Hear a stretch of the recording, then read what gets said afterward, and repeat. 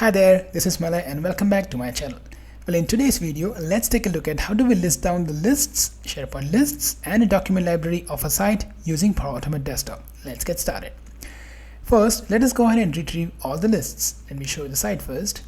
I have the IT department site and you will see that I have two SharePoint lists. So let's first retrieve the lists.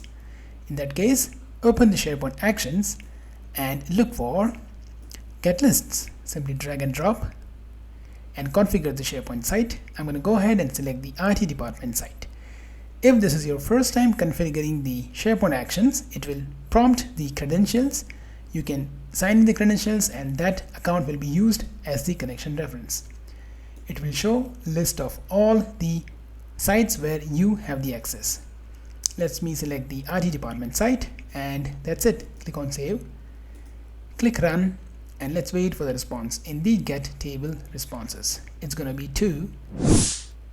Open this, click on more, and you can see the two SharePoint lists, which is issue tracker and the expense tracker. You can identify them with the type 100.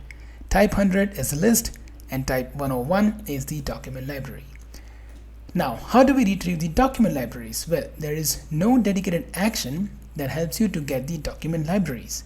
So how do we get this? Well, let's go and disable this action for now and let's look for get all the lists and libraries. Well, this gives you a list as well as the libraries. Again, go ahead and select the IT department site and that is it.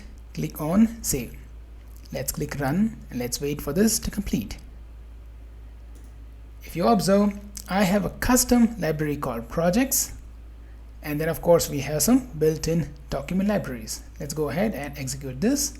It is completed executed.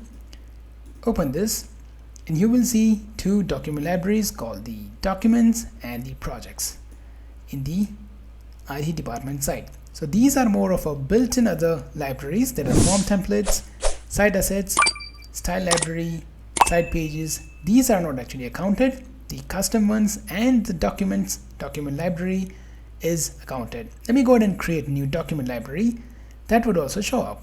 And let me call this as the invoices. Let's go and create. And we will rerun this to make sure that invoices also gets accounted. Alright, let's execute this one more time. It's executing. Let's open the response. More. And you can see that now we have 3 101s with the invoices as one of the responses. Now once you get all the lists and libraries in this variable, you can loop through in and filter only the document library to work with. Well, I thank you so much for watching this video.